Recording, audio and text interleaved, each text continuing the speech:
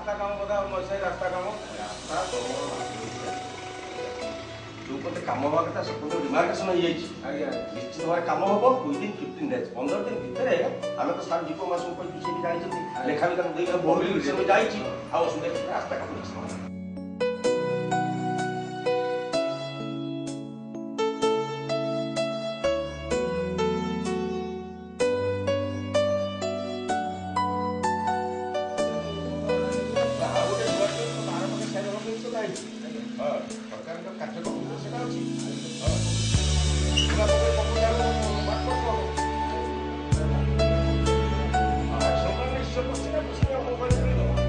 आज्ञा नमस्कार किरे कौन है स्कूल कमर आसलु कि ए होचन जीपी बाबू नमस्कार कर नमस्कार नमस्कार सर हेडमास्टर छुट्टी दरखास्त पठे किरे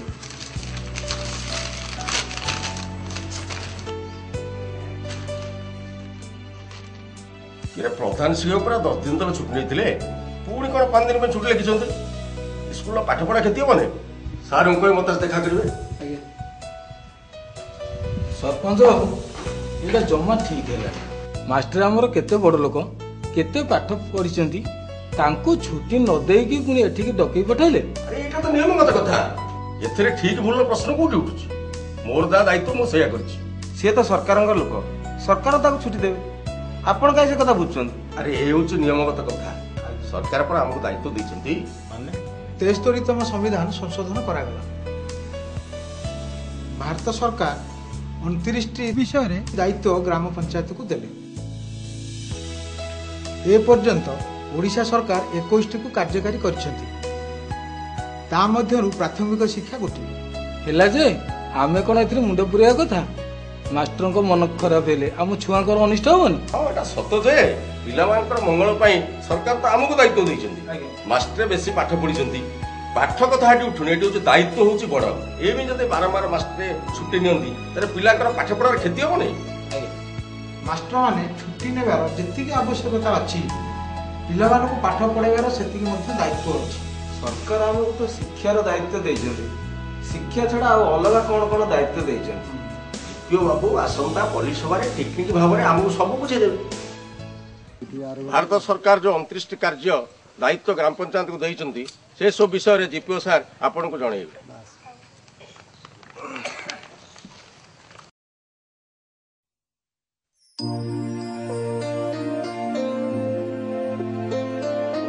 कृषि और कृषि संप्रसारण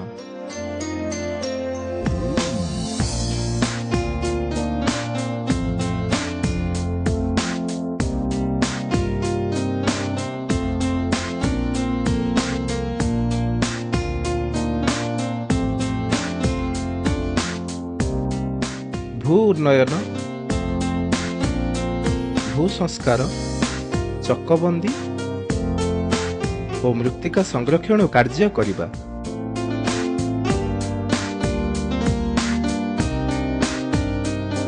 क्षुद्र जलसेचन जल जोगाण और अववाहिकार उन्नयन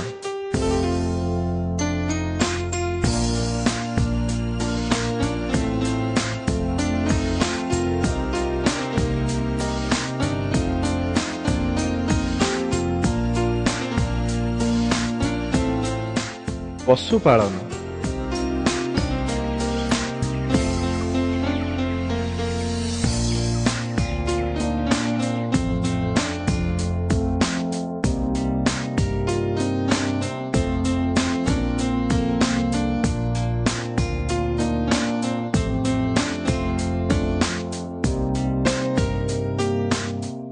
माछ चाष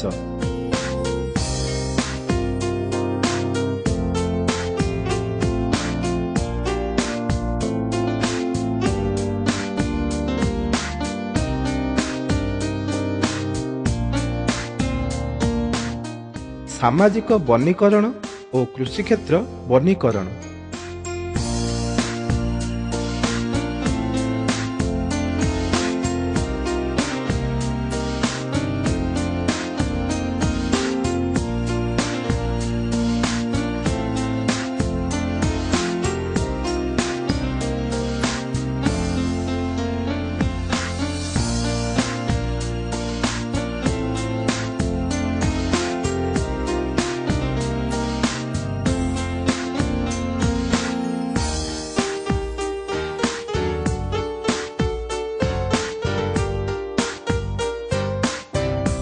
ଜଙ୍ଗଲଜାତ ଦ୍ରବ୍ୟ ସଂଗ୍ରହ।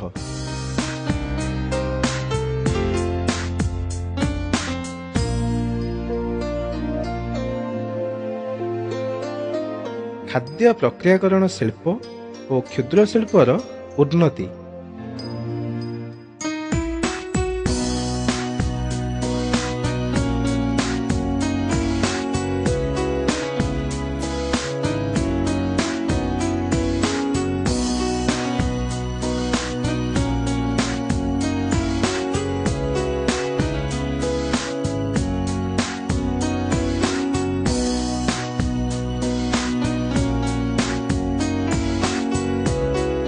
ଖଦି, ଗ୍ରାମ୍ୟ ଓ କୁଟୀର ଶିଳ୍ପର ଯତ୍ନ।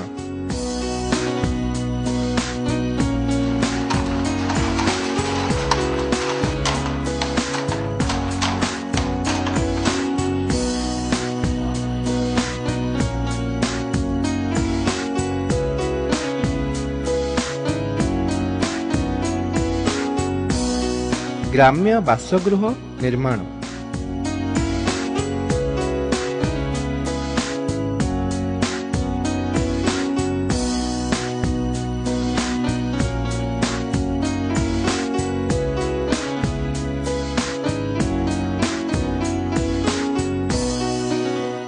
ପାନୀୟ ଜଳ ଯୋଗାଣ।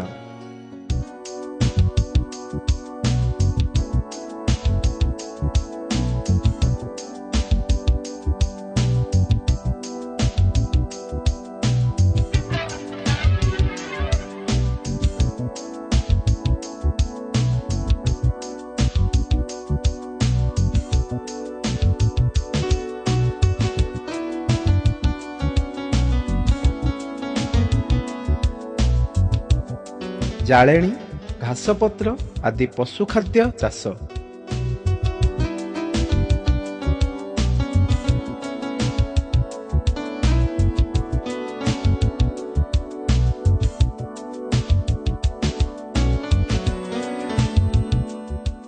ରାସ୍ତା, ନାଳ, ପୋଲ, ଘାଟ, ଜଳପଥ ଓ ଗମନାଗମନର ସୁବିଧା କରାଇବା।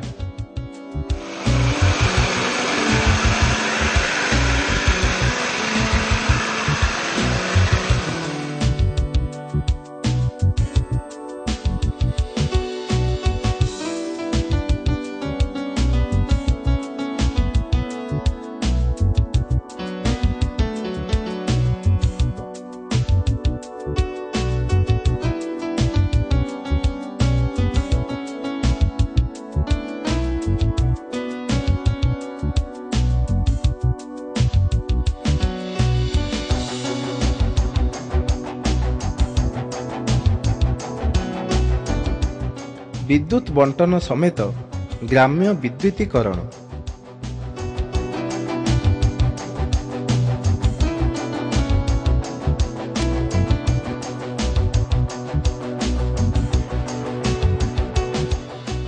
ଅଣପାରମ୍ପରିକ ଶକ୍ତି ଉତ୍ସର ଉନ୍ନତି।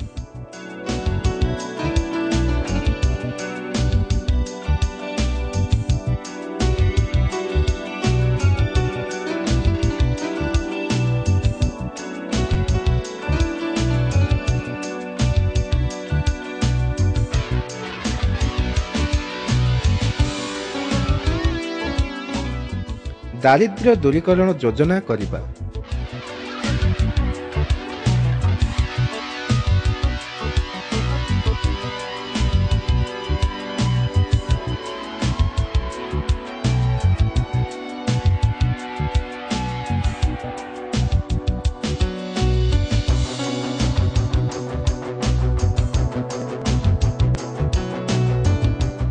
ପ୍ରାଥମିକ ଓ ମାଧ୍ୟମିକ ବିଦ୍ୟାଳୟ ଶିକ୍ଷାର ଉନ୍ନତି କରିବା।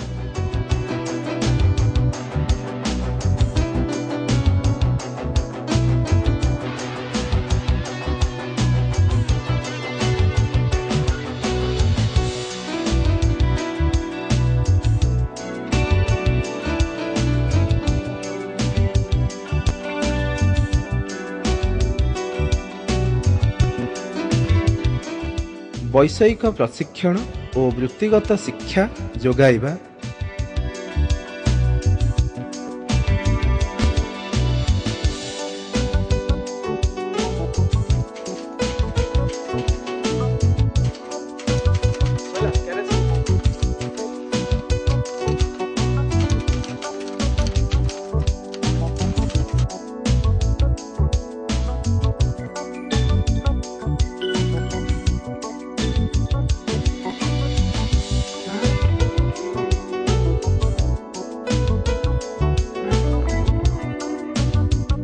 ଜନଶିକ୍ଷା ଏବଂ ଅଣଆନୁଷ୍ଠାନିକ ଶିକ୍ଷା ପ୍ରଦାନ।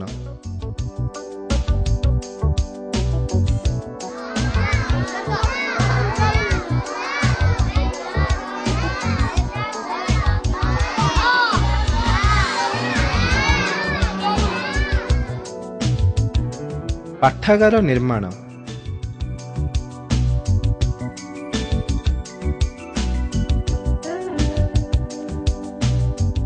ସାଂସ୍କୃତିକ କାର୍ଯ୍ୟକ୍ରମ କରାଇବା।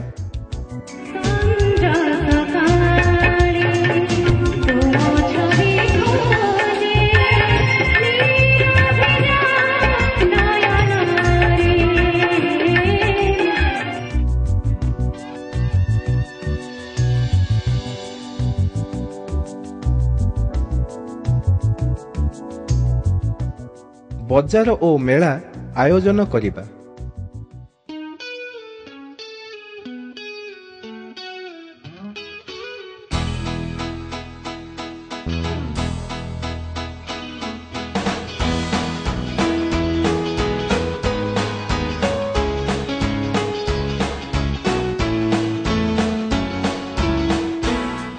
ହସ୍ପିଟାଲ, ପ୍ରାଥମିକ ସ୍ୱାସ୍ଥ୍ୟକେନ୍ଦ୍ର ଏବଂ ଡିସ୍ପେନ୍ସାରୀ ସମେତ ସ୍ୱାସ୍ଥ୍ୟ ଏବଂ ସ୍ୱାସ୍ଥ୍ୟ ରକ୍ଷା କାର୍ଯ୍ୟକ୍ରମକୁ ଆଗେଇ ନେବା।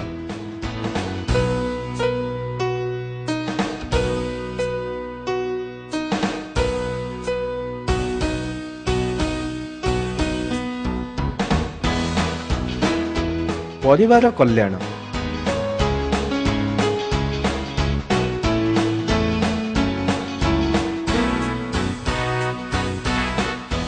ମହିଳା ଓ ଶିଶୁ କଲ୍ୟାଣ।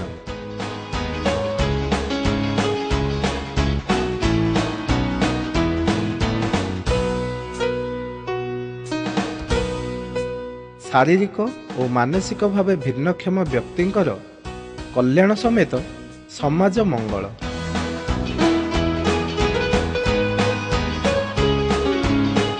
ଦୁର୍ବଳ ଶ୍ରେଣୀ, ବିଶେଷତଃ ଅନୁସୂଚିତ ଜାତି ଓ ଉପଜାତିର କଲ୍ୟାଣ।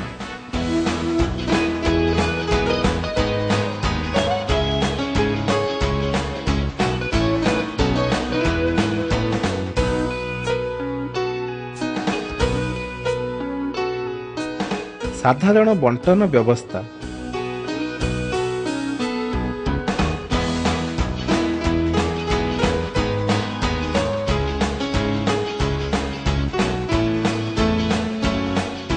ଓ ସାମୂହିକ ସମ୍ପତ୍ତିର ରକ୍ଷଣାବେକ୍ଷଣ।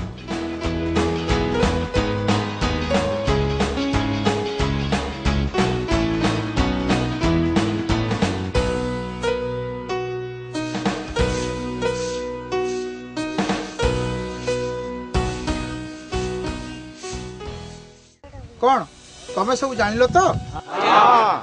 ଆଜ୍ଞା, ଆପଣ ତ କହୁଥିଲେ 29ଟି ଦାୟିତ୍ୱ ମଧ୍ୟରୁ ଆମ ରାଜ୍ୟ ସରକାର ଏପର୍ଯ୍ୟନ୍ତ 21ଟି ଦାୟିତ୍ୱ କାର୍ଯ୍ୟକାରୀ କରିଛନ୍ତି। ଏମିତି କାହିଁକି ସାର୍? ସେ କଥା ମୁଁ କହିପାରିବିନି। ଆଜ୍ଞା, ଏ ବିଷୟରେ ଆମ କମିଶନର କମ୍ ସେକ୍ରେଟାରୀ ଯାହା କହିବେ ସେ କଥା ଚାଲନ୍ତୁ ବୁଝିବା। ଭାରତୀୟ ସମ୍ବିଧାନର 73ତମ ସମ୍ବିଧାନ ସଂଶୋଧନ ଆଇନ ଅନୁସାରେ ପଞ୍ଚାୟତରାଜ ଅନୁଷ୍ଠାନମାନଙ୍କୁ କେଉଁ କେଉଁ ବିଷୟରେ କେତେ ପରିମାଣ କ୍ଷମତା ହସ୍ତାନ୍ତରିତ ହେବ ତାହା ନିର୍ଦ୍ଧାରଣ କରିବାର ଦାୟିତ୍ୱ ରାଜ୍ୟ ବିଧାନସଭାମାନଙ୍କୁ ଦିଆଯାଇଛି। ପ୍ରତ୍ୟେକ ରାଜ୍ୟରେ ବିଭିନ୍ନ ବିଷୟରେ ଏବଂ ବିଭିନ୍ନ ପରିମାଣରେ ଏହି କ୍ଷମତା ହସ୍ତାନ୍ତରିତ ହୋଇଛି। ପ୍ରଥମ ପର୍ଯ୍ୟାୟରେ ଓଡ଼ିଶାରେ 21ଟି ବିଷୟର କ୍ଷମତା ପଞ୍ଚାୟତରାଜ ଅନୁଷ୍ଠାନମାନଙ୍କୁ ଦିଆଯାଇଛି। ସେମାନଙ୍କର ବର୍ତ୍ତମାନ ଥିବା କ୍ଷମତା କେତେ ପରିମାଣରେ ସେମାନେ ବ୍ୟବହାର କରିପାରିବେ, ତାଙ୍କର ସେ ଇନଫ୍ରାଷ୍ଟ୍ରକ୍ଚର ଏବଂ ତାଙ୍କର କାପାବିଲିଟି ସାମର୍ଥ୍ୟ, ଏହି ଦୁଇଟାକୁ ଦେଖିକି ଦିଆଯାଇଛି। ପର୍ଯ୍ୟାୟକ୍ରମେ ନୂତନ ନୂତନ ବିଷୟ ଏବଂ ଅଧିକ ପରିମାଣରେ କ୍ଷମତା ଦେବା କଥା ରାଜ୍ୟ ବିଧାନସଭା ବିଚାର କରିପାରନ୍ତି। ଏବେ ବୁଝିଲ ତ? ଆଜ୍ଞା, ଡାକ୍ତର କଣ ଆମ କଥା ମାନିବେ? ଆରେ ମାନିବା କଥା ଏଠି କଣ ପଡିଛି? ଆମର ସ୍ୱାସ୍ଥ୍ୟ ତ ଆମର ଦାୟିତ୍ୱ। ଯଦି ଆମେ ଡାକ୍ତରଙ୍କୁ ଜଣେଇବା, ଲୋକଙ୍କୁ ସାଙ୍ଗରେ ନେଇଯିବା, ସେ ଆମ ସ୍ୱାସ୍ଥ୍ୟ କଥା ଠିକ ଭାବରେ ବୁଝିବେ। ଆମ ସରକାର ପଞ୍ଚାୟତକୁ ଯୋଉ ଏତେ ଗୁଡିଏ ଦାୟିତ୍ୱ ଦେଇଛନ୍ତି ତାର ପାଣ୍ଠିର ଯୋଉ ଆବଶ୍ୟକତା ରହିଛି ସେ ପାଣ୍ଠି ଆସିବ କେଉଁଠି? ଠିକ କଥାରେ କହିଲ। ଆମେ ତ ବିଭିନ୍ନ ଟିକସ ଆଦାୟ କରୁଛେ, କିନ୍ତୁ ଏହାକୁ ବାଦ ଦେଲେ ପାଣ୍ଠି ବାବଦରେ ବିଭାଗୀୟ ନିର୍ଦ୍ଦେଶକ କଣ କହୁଛନ୍ତି ଚାଲନ୍ତୁ ଦେଖିବା। ଆମର ସମ୍ବିଧାନ ଅନୁସାରେ ଏବଂ ଯେଉଁ 73rd ବା 73ତମ ସମ୍ବିଧାନ ସଂଶୋଧନ ଆଇନ ଅନୁସାରେ त्रिस्तरीय पंचायतीराज संस्था को 29टी विषयवस्तु राज्य सरकार डिवोल्यूशन करने कथा एवं आम ओडिशा रे सेथिरु 21टी विषयवस्तु डिवोल्यूशन हो जाइछि एवं यही 21टी विषयवस्तु रिलेटेड बहुत किछि काम आमर त्रिस्तरीय पंचायतीराज यथा जिला परिषद पंचायत समिति एवं ग्राम पंचायत